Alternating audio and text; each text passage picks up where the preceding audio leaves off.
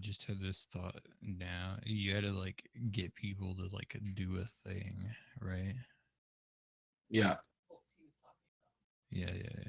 I had thought about it now, but would like getting people to scream count? Uh,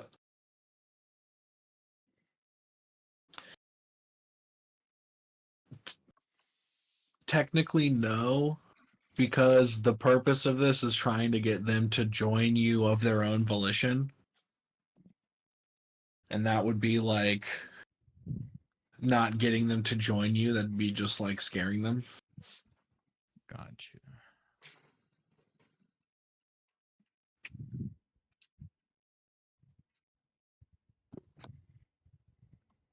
Roll a d100, please. Final. 11.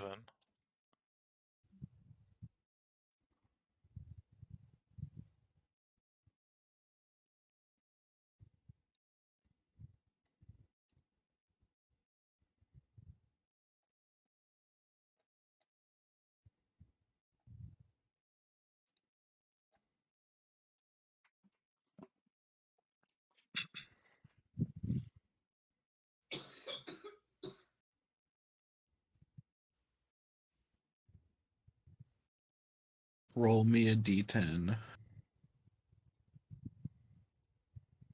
5.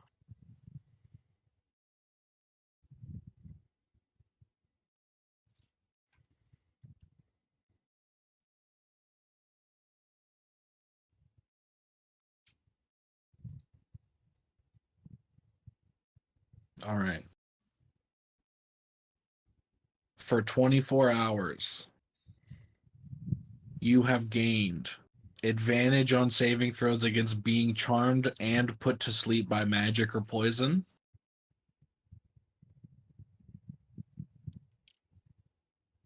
Okay. You also gain +5 to wisdom and con saving throws, period, Like permanently? for 24 Oh, hours. 24 hours. Like You also have 2 points of exhaustion. 2 points of exhaustion. 2 points. So that was wisdom and con. Wisdom and con and advantage on charmed and sleep by magic or poison.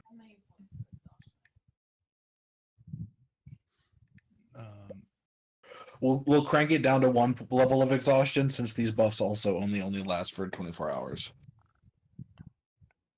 Um, uh, Amber wants to know how much exhaustion she's at. You have only slept once, so you will have lost 1 point, and you were, I believe, 1 away from death, so 5. So now you're down to 4.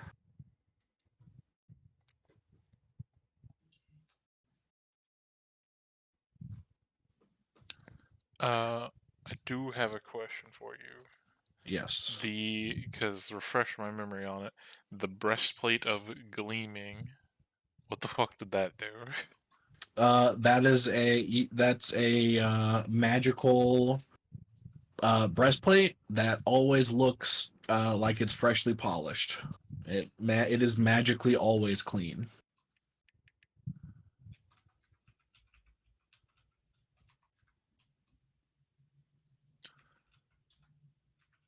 Okay, so yeah, it is right. Okay. Yeah, I remember getting the armor. I just didn't remember what it did, and then wanted to make sure I had my AC right. So yeah, I'm good.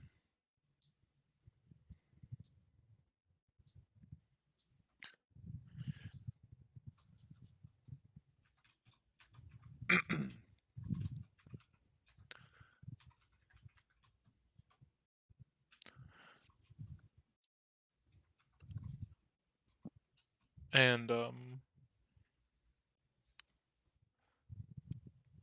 as for her exhaustion and my exhaustion, do we want to just like? There's nothing us forcing us out of here, right? Correct. I mean, we could just stay here and rest. I assume they have food. Yeah. I mean, also, if you left here, you would go back into the lobby, which you know is a safe place that always has fresh food as well. I mean, fuck it, we could just go stay like 4 nights, laze around in the place. And there's nothing else for us to do in here. Nothing that you haven't already come across.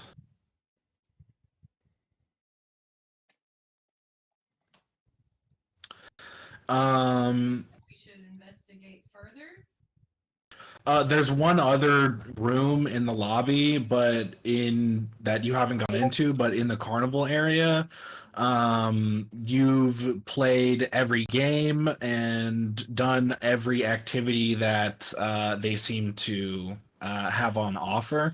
You can like have your own fun with like the people around, try to get something going if you want to like pass the time, but other than that, everything in the carnival um, has stayed the same. Nothing's changed.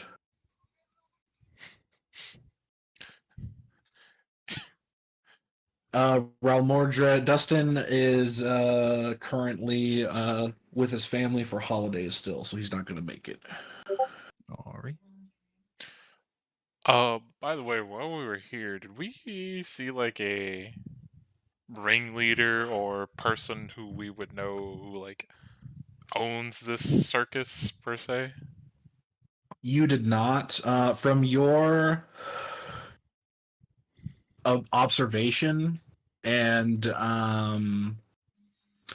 from all the people that you've seen around and like the staff and the way that the events have been hosted and the way that the prizes have been handed out, you get the idea that this is a kind of yearly village festival, like small town festival that everybody kind of chips in and like works together to throw up, and it's not like a traveling thing. The closest that you could imagine is either the guy who was announcing stuff or one of the judges for the obstacle course, who would like most likely be the town mayor. Damn. Okay. I was gonna try to see if I could finesse somebody to get this potentially get the cannon. To get the cannon. Hey man, there's just a free cannon sitting there. This is true. There is a cannon. So are you guys just gonna chill here for like 4 more days? Oh no. I mean, I'm fine with either chilling here or in the lobby. Amber's chill. I would rather chill in the lobby because Hawkins could do stuff. Amber said lobby. Yeah, lobby's good with me. All right.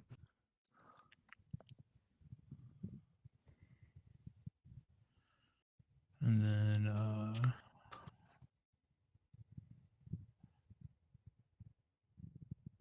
I guess during this downtime, Hawkins would gather stuff to do the fucking clone ritual with the car. Okay.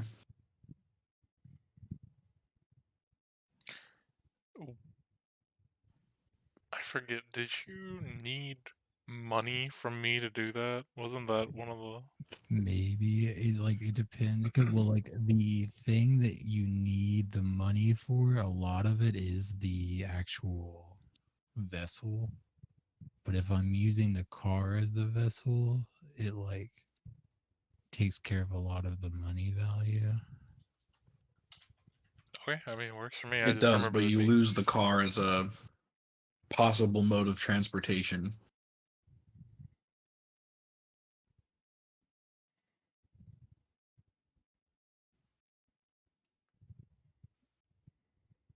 What if I put it in one of the other cars?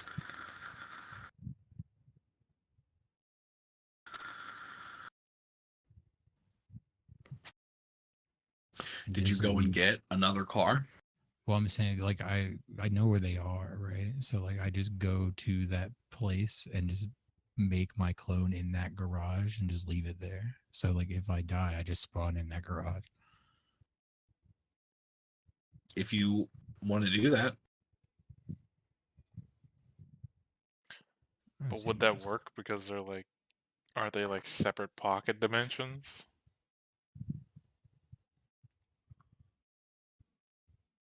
um,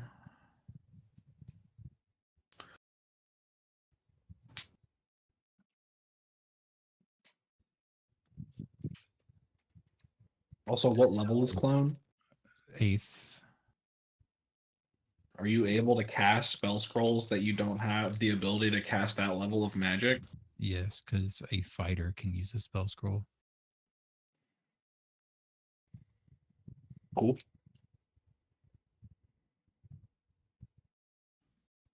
I don't know the ruling on that, so I can't chime in. I mean, that's how I would say. Because like, if any martial class can use a spell scroll and that's like their whole purpose, then I don't see why you would not be able to cast them if they're a scroll.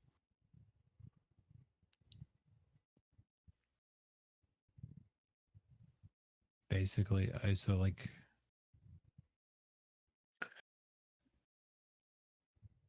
If the spell is on your class's spell list but of a higher level than you can normally cast, you must make an ability check using your spellcasting modifier to determine whether you for cast my it successfully. spells. The DC is 10 plus the spell's level. On a failed check, the spell disappears from the scroll. So as long as it's on your spell list. So technically, martial classes cannot cast spell scrolls. Huh? Then what's the point of a spell scroll?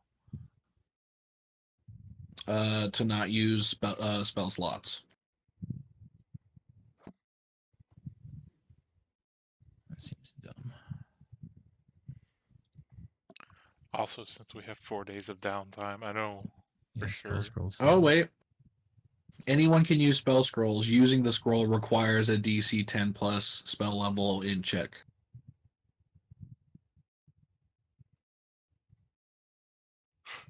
Oh wait a second. No, this is a vote. Imagine being a fighter. You buy a 20,000 scroll fucking. Yeah, well, like, Oh, yeah, I don't see like why you would ever even buy a scroll because like it costs so much to make a scroll just for like one emergency use of a spell that you could have just cast normally. let's see. D&D 5e. Scrolls. I was just thinking of it as Are you like supposed to cast the spell on the scroll, or do you just pay the money that it costs to transfer a spell? You have to like pay the money to just subscribe it, and it takes a spell slot and everything. Like, Oh, and it taking that's not that bad though, because you can just like prep it on downtime.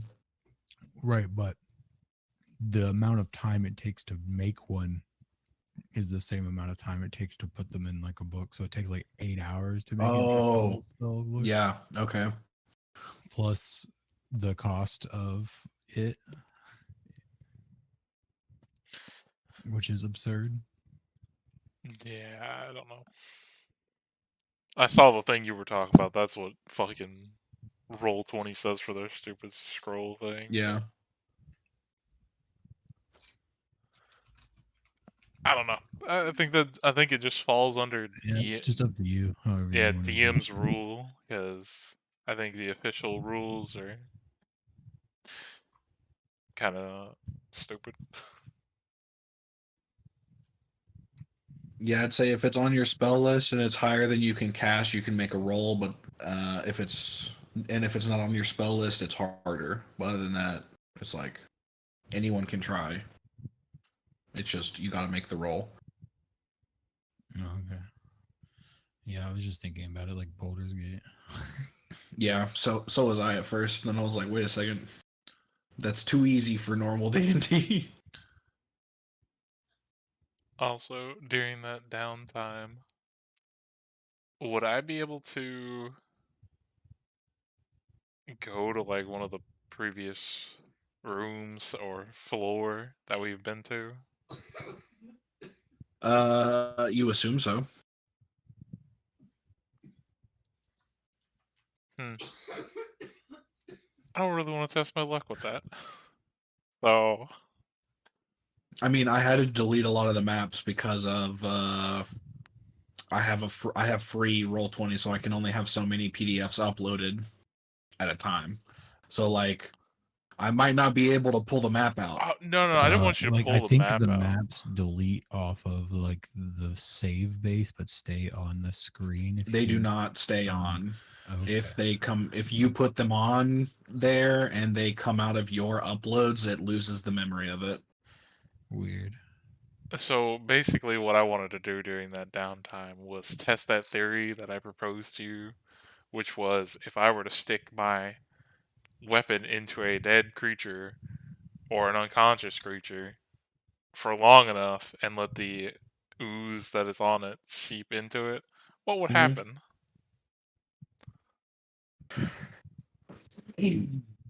Uh, what color is the slime again?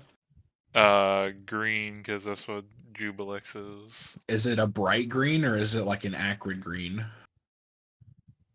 Uh,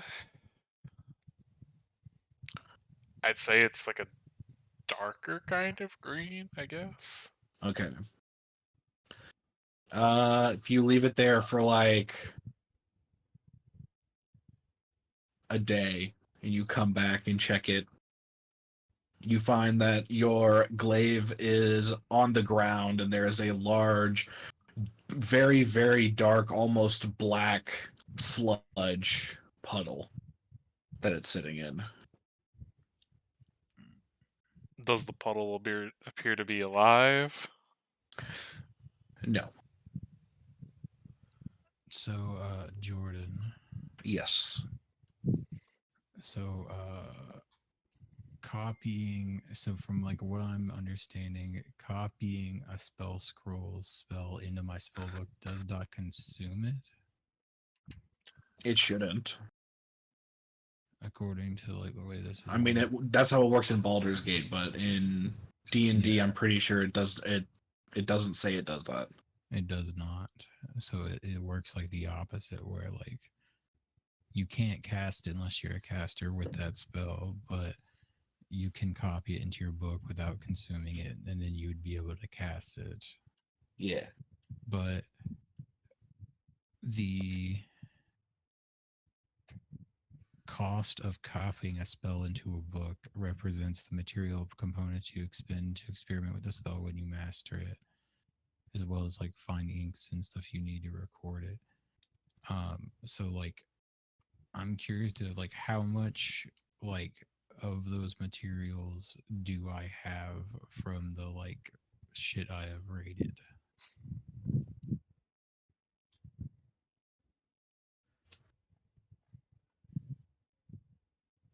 Um.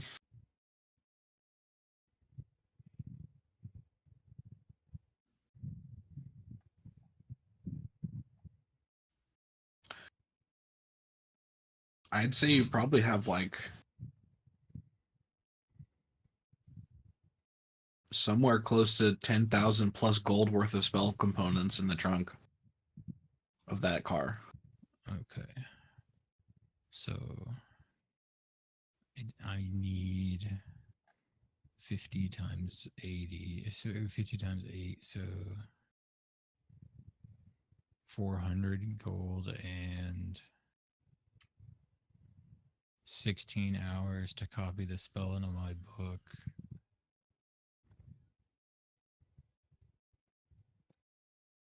Not about. I currently have